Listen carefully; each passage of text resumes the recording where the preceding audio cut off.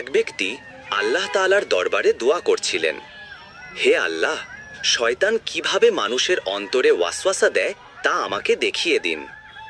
একদিন তিনি অর্ধজাগ্রত অবস্থায় এক অদ্ভুত দৃশ্য দেখতে পেলেন। তার সামনে হাজির হলো কাচের মতো স্বচ্ছ, সম্পূর্ণ পরিষ্কার একটি মানবদেহ, যেন যার ভিতর পর্যন্ত দেখা যায়। তিনি দেখলেন এক শয়তান মানুষটির কাঁধের ওপর বসে আছে।